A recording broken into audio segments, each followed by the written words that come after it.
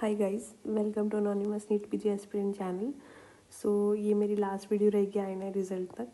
I know मैंने 4 नवंबर को बोला था, बट जैसे जैसे एग्ज़ाम पास आ रहा है आई एम रियलाइजिंग कि नहीं होने वाला 4 को, तो क्योंकि इतना टाइम नहीं रहेगा कि मैं इतना क्लियरली सोच पाऊँ, लिख पाऊँ या बोल पाऊँ ये सब। एंड ये एकदम बेस्ट टाइम रहेगा क्योंकि अभी लास्ट 10 डेज़ है एंड मुझे नेक्स्ट अप्रोच भी करना है उन 10 डेज़ को करेक्टली। एंड आई थिंक अभी इसीलिए मैं इसलिए डाल रही हूँ आज।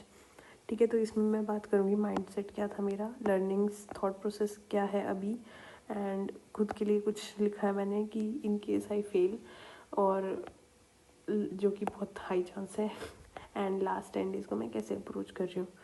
सो फर्स्ट पॉइंट है माइंडसेट। इसमें रियलाइजिंग अबाउट कॉम्पिटिटिव एग्ज़ाम। सो जिन्होंने कॉम्पिटिटिव एग्ज़ाम नहीं दिया है वो इस दुनिया को नहीं समझ सकते, एंड जिन्होंने दिया है उनको पता है कि ये अपने ही एक अलग दुनिया होती है कि मतलब आपको कैसे क्या पढ़ना है। क्योंकि कॉम्पिटिटिव एग्ज़ाम तो मैंने पहले भी दिया नीट यूजी, बट उसमें मैं फेल इन द सेंस कि गवर्नमेंट सीट नहीं निकाल पाई ना। तो भले कितना भी रैंक आया हो, जो भी आया हो, तो एक तरह से तो फेल ही हुआ। तो फिर यही था कि तब मैंने जो गलतियाँ की वो अब जाके रियलाइज़ हो रही है कि अच्छा ऐसे करना होता है वो सब। तो वो सब है इसमें। और लक और कंसिस्टेंसी का कितना बड़ा हाथ होता है कॉम्पिटिटिव एग्ज़ाम में, वो तो सबको पता ही है। तो ठीक है, इन सब के बारे में बात करेंगे। तो सबसे पहले बात करते हैं कि enter late in the rat race. तो जो ये नीट पीजी की रैट रेस है, मैं इसमें बहुत लेट आई। Like I started in November December last year. मतलब अब मुझे पूरा प्रॉपर 1 साल हो जाएगा इस रेस में। एंड और क्या था जो कि मतलब मेरा एमबीबीएस बहुत ही एवरेज था, मैंने बता चुकी हूँ। उसका मेरे पास 0 बेस था, और मतलब ये चीज़ मेरे को रियलाइज़ नहीं हुई थी तब कि I was very over confident in this case कि हाँ मतलब मैं तो कर ही लूँगी, क्या है, एमबीबीएस में तो पास हो ही गए ना, एक एक महीना पढ़ के, इसमें भी हो ही जाएंगे। बट अब मुझे पता चल रहा है कि कैसे क्या होता है। मतलब I was wrong in so many things, जो कि अब एकदम धीरे धीरे अनलर्न होती जा रही हैं चीज़ें। और प्रिविलेज गाइडेंस, प्रिविलेज क्या है ना, देखो अभी मेरे पास इतना प्रिविलेज नहीं था कि मैं सारी ऐप है ना सब कुछ खरीद के कोचिंग सब देखूँ अच्छे से, किसका अच्छा है, ये पढ़ूँ वो पढ़ूँ। तो कहीं ना कहीं मेरे पास प्रिविलेज की कमी थी। बट हाँ मतलब ऐसा भी नहीं था कि मेरे घर में कुछ खाने को नहीं है या छत नहीं है, या मतलब पापा बोल रहे हैं कि नहीं तुम पढ़ नहीं सकती घर पे, तुम्हें नौकरी तो करनी ही पड़ेगी। मतलब उस केस में मेरे पास प्रिविलेज था, बट इतना भी नहीं था कि मैं पूरा एकदम दिल्ली जाके पढ़ लूँ, या इतने भी नहीं था। तो मतलब बीच में थी मैं, थोड़ा प्रिविलेज था भी, थोड़ा नहीं भी था। और गाइडेंस तो एकदम ज़ीरो, गाइडेंस एकदम ज़ीरो, क्योंकि मेरा जो बैच था एमबीबीएस में वो फर्स्ट बैच था। तो ना तो कभी हमारा कभी सीनियर से इंटरेक्शन हुआ इतना कुछ खास, ना ही प्राइवेट में तुम्हें पता ही है कि नीट पीजी को मतलब इतना इंपॉर्टेंस नहीं होता उनके पास। तो ये होता है डोनेशन दे के सीट ले लेंगे और क्या, इतना पैसा है। तो गाइडेंस तो एकदम ज़ीरो था मेरे को। हाँ, एक चीज़ जो आप बोल सकते हो ना लक, वो मुझे लगता है मेरे पास था कि मेरे को राइट टाइम पे जैनब मैम आई। लाइक एकदम राइट भी नहीं, थोड़ा सा लेट आई थी मैम, बट फिर भी ठीक टाइम पे आ गई, वरना मैं मैरो में इतना घुस जाती। लाइक मैंने नवंबर में शुरू किया एंड मेरे को दिसंबर एंड या जैन तक मैम मिली थी। और अगर मुझे मैम नहीं मिलती तो आई थिंक ये जर्नी उतनी मीनिंगफुल नहीं रह जाती। क्या पता, मतलब क्या पता होती भी, क्या पता मैं और अच्छा कर रही होती। बट मुझे काफ़ी सेटिस्फेक्शन है इस जर्नी से, and I think I am very lucky. और मिस्टेक्स मेरी क्या रही अभी तक, तो अभी तक मेरे पास कोई ऐसे प्रॉपर नोट्स का ऐसे सेट नहीं है कि हाँ ये मेरी एक नोटबुक है जिसमें सब सब्जेक्ट है, ऐसा कुछ नहीं है। मेरे पास बहुत अलग अलग नोट्स हैं, मेरे को पता है कहाँ से क्या पढ़ना है। और मुझे मेरे पास सब है कि मैं कहाँ लैग कर रही हूँ, कहाँ मेरे स्क्रीनशॉट सब है। लेकिन ऐसा कुछ एक प्रॉपर एक वो नहीं है, एक नोटबुक में जो चाहती थी कि हाँ ये मेरी नोटबुक है, लाइक मुझे तो इसी में से पढ़ना है, वो नहीं है। बहुत अलग अलग चीज़ों से बहुत पढ़ना पड़ रहा है। एंड ये मेरी आई थिंक ये मेरी बिगेस्ट मिस्टेक रहेगी अगर मैं फेल होती हूँ तो। एंड ठीक है, इम्प्रूव करेंगे और क्या। और एक अभी तक कोई स्लीप साइकिल नहीं है कुछ, कभी जल्दी सो रही हूँ, कभी लेट सो रही हूँ, कभी क्या कभी क्या। तो ये दोनों चीज़ें बहुत ही मेरी घटिया है। एंड जो सेल्फ डाउट आ जाता है कभी कभी कि हर हर आई थिंक एक हफ्ते में एक बार आ ही जाता है कि छोड़ना यार, क्यों कर रहे हैं अभी, मतलब ठीक है MBBS हो गया बस ख़त्म, लेकिन पता नहीं फिर बैटल भी खुद ही कर लेती हूँ।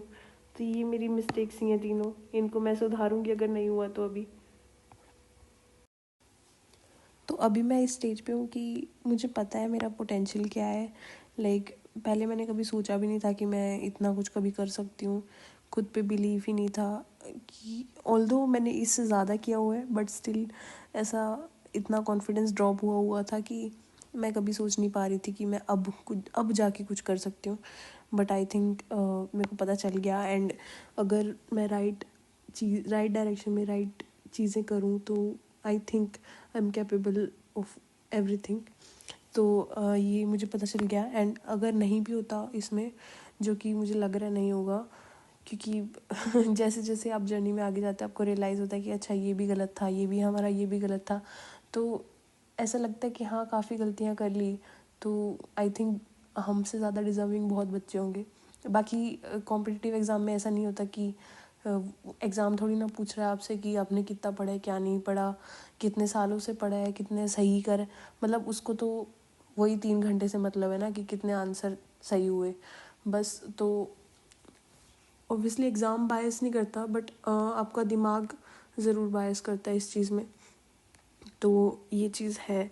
मतलब मैं ऐसे नहीं कह रही कि मैंने पूरी होप लूज़ कर दी है कि मेरा होएगा ही नहीं, बट मतलब मैं बहुत ही एकदम इक्विलिब्रियम पे हूँ कि मुझे फ़र्क नहीं पड़ रहा, हो गया तो ठीक है, नहीं हो गया तो ठीक है। लाइक जितना मुझे इतना है कि जितना मैंने पढ़ा है ना उतना डिज़र्विंग उतने नंबर आ जाएं बस मेरे को ये है और कुछ नहीं है। और मुझे पता चल गया कि लॉन्ग टर्म हार्डवर्क कैसे ज़रूरी होता है। लाइक हम लोग सोचते हैं कि हाँ 1 साल पढ़ लेंगे फिर तो, मतलब 1-2 साल तो ऐसे नहीं सब बोल रही कि मैं फिर उसके बाद ऐश ही ऐश है बट 1-2 साल तो आई थिंक एन्जॉय कर सकते हैं। लाइक अभी पहले भी मेरा यही माइंडसेट था कि PG तक पढ़ लेते हैं, फिर फर्स्ट ईयर सेकेंड ईयर थोड़ा चिल मारेंगे, उसको भुलाना भी तो होगा उस दर्द को। बट अभी वो एकदम चेंज हो गया। अभी मेरा ऐसा है कि जैसे ही मतलब PG ख़त्म होगा तो रुकना नहीं है कहीं। मतलब ऐसे बहुत कम लोग होंगे जो लगातार मेहनत करेंगे। रुकना इन द सेंस ऐसे नहीं कि अगले दिन से और पढ़ना चालू कर दो, बट नहीं, बट थोड़ा सा बैलेंस ज़रूरी है। ऐसा नहीं कि 1-2 साल आप बैठे हो कुछ भी नहीं कर रहे हो, बस मज़े ही कर रहे हो, पिछला उसको भुलाने में ही लगे हुए हो, ऐसे भी नहीं करना है। और ग्रेटफुल रहना है हमेशा। जो भी मतलब मैं तो बहुत ही ग्रेटफुल हूँ कि मुझे इतने अच्छे लोग मिले इस जर्नी में और इतने बड़े बड़े दिग्गज लोगों से मैं मिली हूँ जो कि मतलब मैं सोच भी नहीं पाती।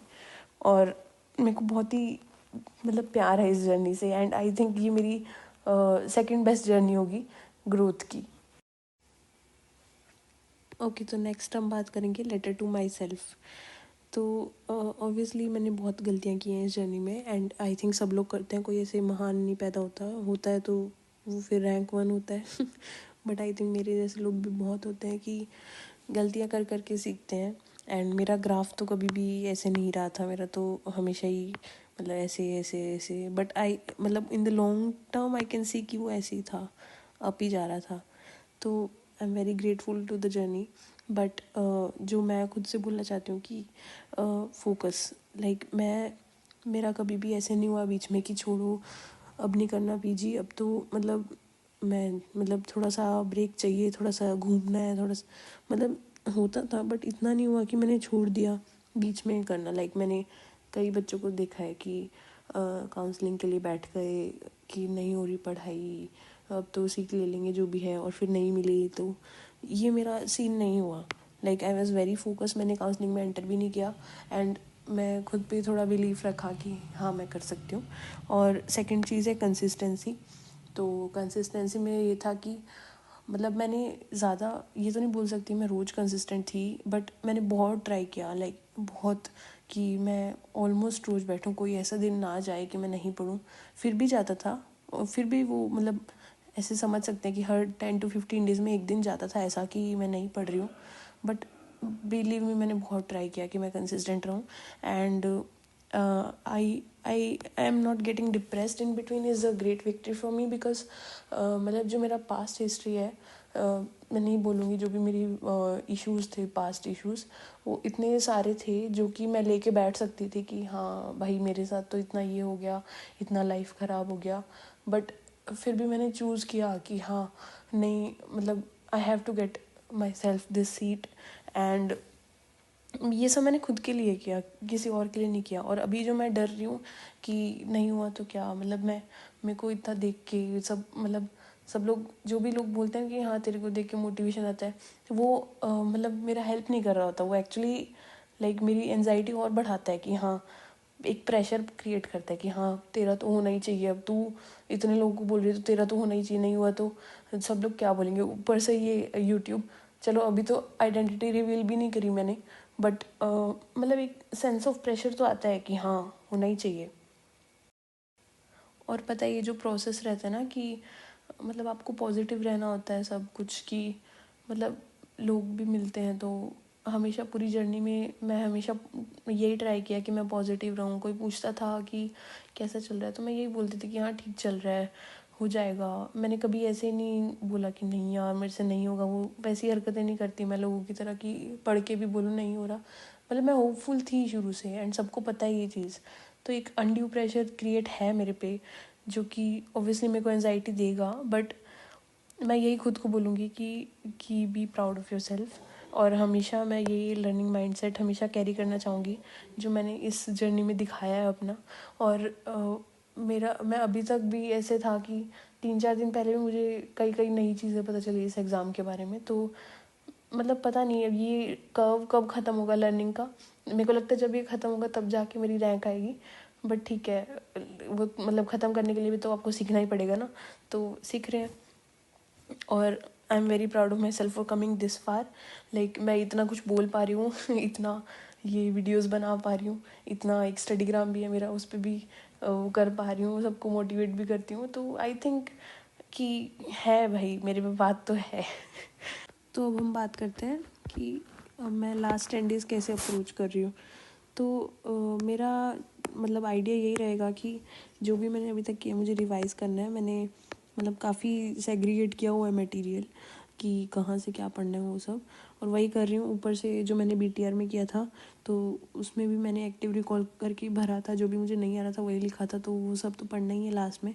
एंड मैं PYQ रिफ्लेक्स से कर रही हूँ क्योंकि मैरो से मेरे को बहुत टाइम लग रहा था। ऑल्दो मुझे मैरो करना है क्योंकि उसमें एक्सप्लेनेशन पढ़ने से आसपास की चीज़ें भी हो जाती हैं, बट अभी मैं रिफ्लेक्स ही कर रही हूँ क्योंकि उसमें मज़ा भी आ रहा है। मतलब जल्दी जल्दी होता है तो मज़ा आने लग जाता है, तो यही कर रही हूँ मैं अभी लास्ट 10 डेज़। और मैं कुछ भी नहीं कर रही, ठीक है। अभी देखते हैं क्या होता है लास्ट 10 डेज़ के बाद।